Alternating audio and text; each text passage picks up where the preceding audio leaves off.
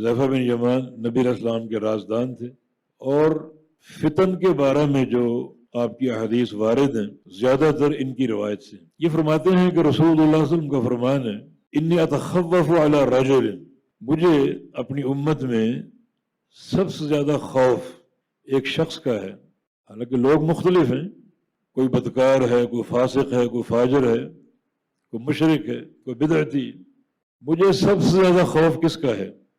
رجل قرأ القرآن، وہ شخص جس نے قرآن و حدیث کا علم حاصل کیا، قرآن پڑھتا رہا، حدیث پڑھتا رہا، حتی رؤیت بہجت علی وجہہ، حتیٰ کہ جو قرآن اور حدیث پڑھنے کی ایک رونق، سرور اور چمک دمک ہے، ایک نور ہے، وہ اس کے چہرے پر نظر آیا۔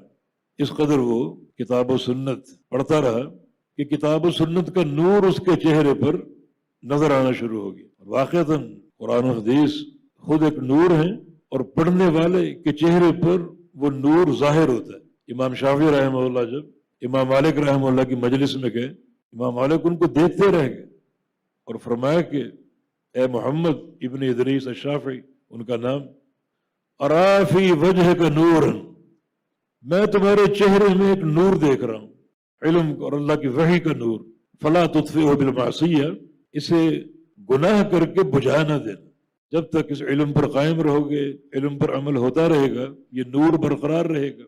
اور اگر آپ نے کوئی راستہ تبدیل کر لیا، کوئی معصیت کا، انحراف کا، تو یہ نور بجھ جائے گا۔ تو علم کا نور ہے، نبی علیہ السلام کا فرمان بھی کہ ایک شخص جو کتاب و سنت کا علم حاصل کرتا ہے، حتیٰ کہ اس علم کی بہجت اور اس کا سرور اور اس کی رونق اس کے چہرے پر نظر آتی، حتیٰ صار رضا للاسلام، جہاں تک الفاظ، حتیٰ کہ وہ اسلام کا مددگار بن گیا۔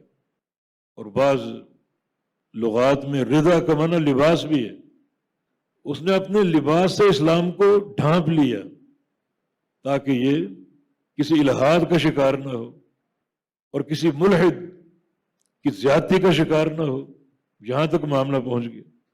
لیکن ثم انسلخ، پھر وہ شخص جو اس مقام تک پہنچ چکا تھا وہ پٹری سے اتر گیا، بہک گیا۔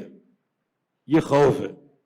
خوف اس لیے کہ اس کی بہجت اور سرور اس کے چہرے پر تھا، علم کا نور اس کے چہرے پر تھا، اور وہ اس کی شہرت کی وجہ بھی تھا۔